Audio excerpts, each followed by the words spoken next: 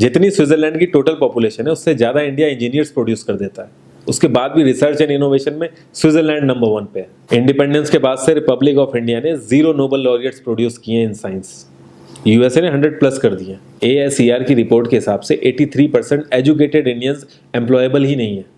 और ये जो सुंदर पिचाई, सत्या नदेला की हम बात करते हैं, इन्होंने भी आगे चल के अपनी एजुकेशन बाहर से ही करी है। और ये सारी चीजें जो मैं बोल रहा हूँ ना, इसका रूट कॉज फाइंड आउट करने के लिए हमें थोड़ा सा पीछे जाना पड़ेगा। जब ब्रिटिशर्स हम पे रूल कर रहे थे तो ईस्ट इंडिया कंपनी के सामने 2 मेजर चैलेंजेस थे। एक कम्युनिकेशन विद इंडियन, दूसरा वर्कर्स और क्लर्क्स की बहुत जरूरत थी उन्हें। फिर थॉमस बेविंगटन मैकॉय ने हमें इंग्लिश एजुकेशन एक्ट ऑफ 1835 दिया, जिससे उनके दोनों पर्पस पूरे हुए। पहला, उनको बंदे चाहिए थे जो चुपचाप डेस्क पे बैठे, अपना काम करें, क्वेश्चंस ना करें और ज़्यादा क्रिएटिव ना हो। Second, communication in English.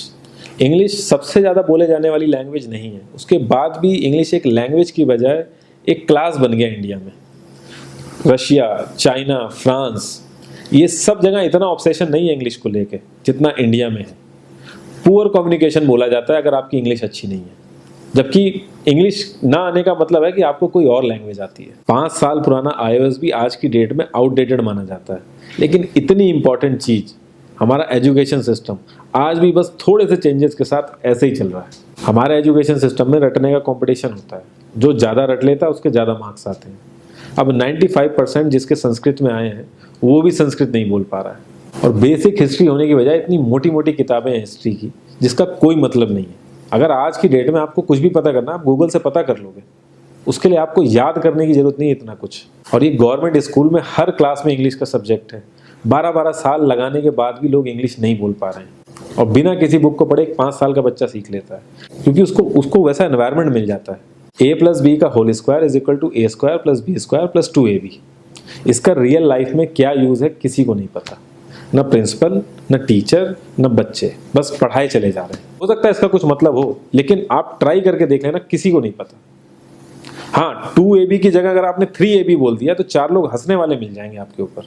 Kindergarten में जो बच्चों को सिखाने के लिए टेक्निक यूज होती है वो लाख गुना अच्छी है कॉलेज की वो रटने वाली टेक्निक से।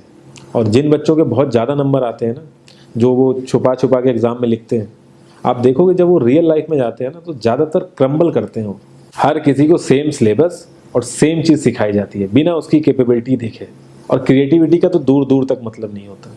अब एक लाइन से आप शेर, मछली, सांप, हाथी सबको लाइन से खड़ा कर दो और उनसे कहो पेड़ पे चढ़ो, उनको तो जिंदगी भर यही लगेगा ना कि वो तो किसी काबिल ही नहीं है। और द्रोणाचार्य ने भी पांडवों को उनकी स्किल सेट के हिसाब से उनको चीज़ें सिखाई, सबको एक ही चीज़ नहीं सिखा दी। और हमारे एजुकेशन सिस्टम में ज़्यादा ऑप्शंस भी नहीं है। सबसे ऊपर साइंस, फिर कॉमर्स, और सबसे नीचे जाके कहीं नंबर आता है आर्ट्स का। आर्ट्स लेने वाले को तो लोग इतना हल्के में लेते हैं जैसे वो किसी काम का ही नहीं है। हर माँ बाप को तो इंजीनियर या डॉक्टर ही बनाना है। कॉलेज वाले अगर एक्स्ट्रा कोर्स रख भी देते हैं तो माँ बाप एंट्री नहीं कराएंगे, तो वो सारा पैसा बर्बाद होगा कॉलेज का। तो ऑप्शंस कहाँ से आएंगे? और बचपन से ही आपकी ट्रेनिंग स्टार्ट हो जाती है। माँ बाप, भाई बहन, रिलेटिव सब यही समझाते हैं अगर आपके मार्क्स नहीं आए और जॉब नहीं लगी तो आपकी ज़िंदगी बेकार। और लाइफ की क्रिएटिविटी को आप रखते हो साइड में, और ये अच्छे मार्क्स और अच्छी जॉब पाना आपका सपना बन जाता है। अब ये सपना पूरा हो जाता है तो बहुत बढ़िया है, दूसरे को जेलस फील कराओगे, नीचा फील कराओगे। और इस छोटी सी उम्र में अगर सपना टूट जाता है तो सेल्फ डाउट में आ जाओगे। इतना बाहर वाले आपको नीचा नहीं समझेंगे जितना आप खुद की नज़रों में गिर जाओगे। आप किसी भी 4-5 सक्सेसफुल आदमियों के बारे में सोच के देखिए जिन्हें आप बहुत सक्सेसफुल मानते हो या जिनकी तरह लाइफ आप जीना चाहते हो। मैं ये कह सकता हूँ कि वो इस एजुकेशन सिस्टम की वजह से तो सक्सेसफुल नहीं होंगे, चाहे वो जो भी हो। धीरू भाई अंबानी, विराट कोहली, आमिर खान, नरेंद्र मोदी, ये सब हमारे इस करंट एजुकेशन सिस्टम के ट्रैप में नहीं फंसे। इन्होंने खुद सीखा, खुद एजुकेट हुए और खुद आगे बढ़े। किसी कंपनी के सीईओ को अगर ये कहा जाए कि आप अपनी कंपनी के सारे डिपार्टमेंट में इंटरव्यू दीजिए, तो कोई गारंटी नहीं है कि वो सारे डिपार्टमेंट के इंटरव्यू निकाल लेगा। और ये भी हो सकता है कि वो आधे से ज़्यादा डिपार्टमेंट के लिए क्वालिफाई ना करे एजुकेशन वाइज, लेकिन वो पूरी कंपनी चला सकता है। तो ये जो एक स्किल है, इसके बारे में बात क्यों नहीं होती? लोग अपनी 25% से ज़्यादा जिंदगी इस करंट एजुकेशन सिस्टम में लगा देते हैं ताकि अपने से कम पढ़े लिखे आदमी की कंपनी में जाके उसके सपने पूरे कर सकें। इंडिया का जो करंट एजुकेशन सिस्टम है, अगर वो इतना ही अच्छा है तो जो भी सेलिब्रिटीज़ हैं, पॉलिटिशियंस हैं, वो अपने बच्चों को बाहर क्यों भेज रहे हैं पढ़ने के लिए? इनफैक्ट पॉलिटिशियंस के साथ तो ऐसा करना चाहिए, जिस एरिया से वो जीते हों उसी एरिया के गवर्नमेंट कॉलेज में उनके बच्चे को पढ़ना कंपलसरी हो जाए, तभी वहाँ के गवर्नमेंट कॉलेज सुधर सकते हैं। 368 प्यून की जॉब के लिए 1.5 लाख ग्रेजुएट और 24,968 पोस्ट ग्रेजुएट ने अप्लाई किया। मैं IAS PCS की तो बात नहीं करता हूँ, वो तो एक पैशन की बात होती है, लेकिन कुछ लोग 5-5, 6-6 साल से तैयारी कर रहे हैं कि कोई भी गवर्नमेंट जॉब मिल जाए उन्हें। उनसे पूछोगे क्यों ऐसे इतने टाइम से लगे हुए हो, तो वो एक ही चीज़ बोलेंगे कि जॉब सिक्योर है। मतलब आप काम नहीं भी करोगे तो आपको निकाला नहीं जाएगा।